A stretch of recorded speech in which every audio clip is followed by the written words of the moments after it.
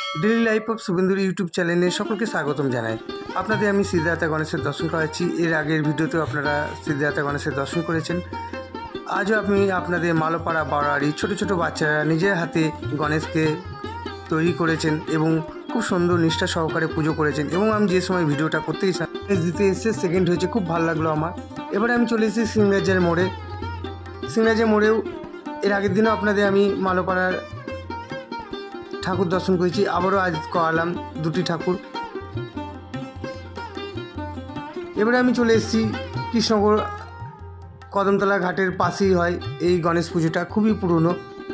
Video ভালো লেগে থাকলে লাইক শেয়ার তো আছেই, সাবস্ক্রাইব করতে ভুলবেন না আমার চ্যানেলটাকে। ভিডিওর সঙ্গে থাকবেন। আজ আপনাদের আমি সিদ্ধিদাতা গণেশের দর্শন করাবো, আপনাদের কাছ থেকে দেখাচ্ছি।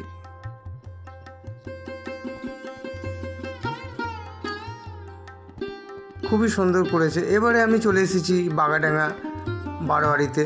খুবই সুন্দর লাইটিং দেখতেই পাচ্ছেন আপনারা। আপনাদের আমি সিদ্ধিদাতা গণেশের দর্শন করাচ্ছি। মণ্ডপটাও খুবই সুন্দর করেছে।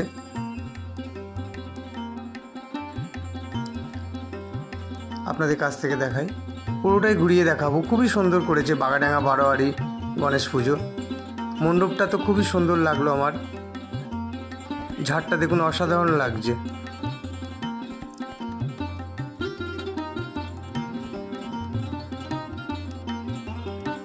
ভিডিওটা ভালো লেগে থাকলে বেশি করে শেয়ার করবেন আপনারা।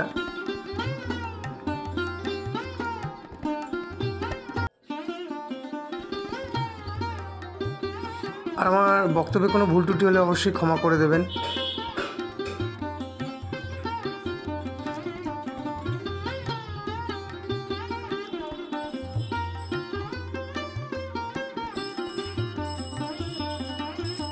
আর আপনাদের কেমন লাগলো আমার ভিডিও অবশ্যই কমেন্ট করতে ভুলবেন না। আপনাদের আমি সুন্দর করে দর্শন করাচ্ছি সিদ্ধিদাতা গণেশের। মণ্ডপটা ঘুরিয়েও দেখাবো আমি।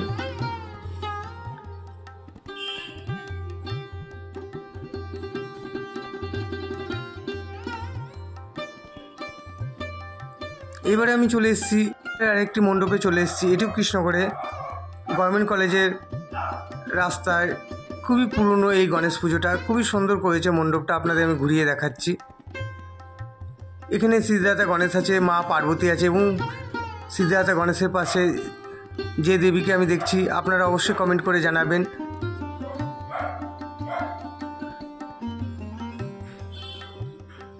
সিদ্ধিদাতা গণেশের পাশে যিনি ফল নিয়ে দাঁড়িয়ে রয়েছেন কোন দেবী, আপনাদের জানা থাকলে অবশ্যই কমেন্ট করে জানাবেন।